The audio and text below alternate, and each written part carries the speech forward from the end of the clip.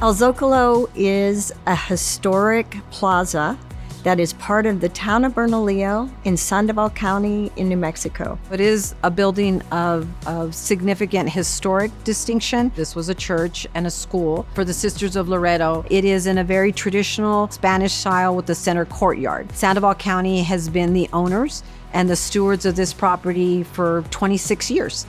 The old convent functions as an event center on the weekends. And then we try to focus on Monday through Thursday on programming that's free to the public. We are the high desert, and so the heat is very intense. It can be cold in the morning, hot in the afternoons. We're in an adobe structure that has 12-inch walls.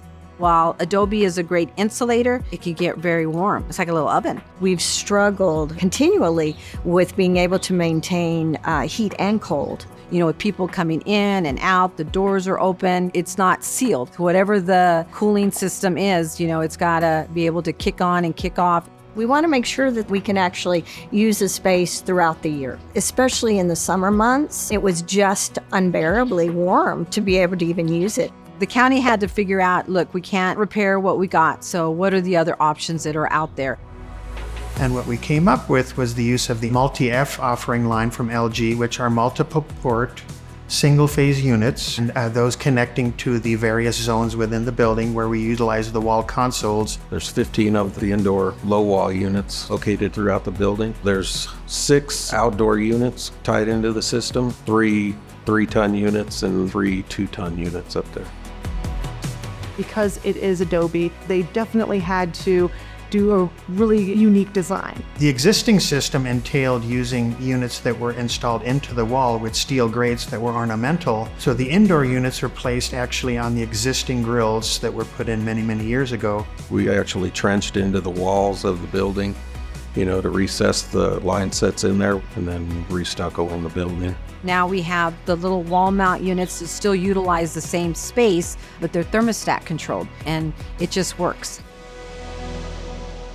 And we sectioned them off to where there's either 2 or 3 heads on a single system, so it kind of gives you some backup. So if you do lose one unit, your building's still going to be usable. The biggest challenge was, because of the historical value of the building, to do anything on the exterior was going to be a challenge. There are significant restrictions with regards to what you do to the building. It is, you know, a really old building. You know, we didn't want to put a whole bunch of weight on the roof. They're lighter, you know, than a lot of other options on the market. The space they take up is fairly minimal.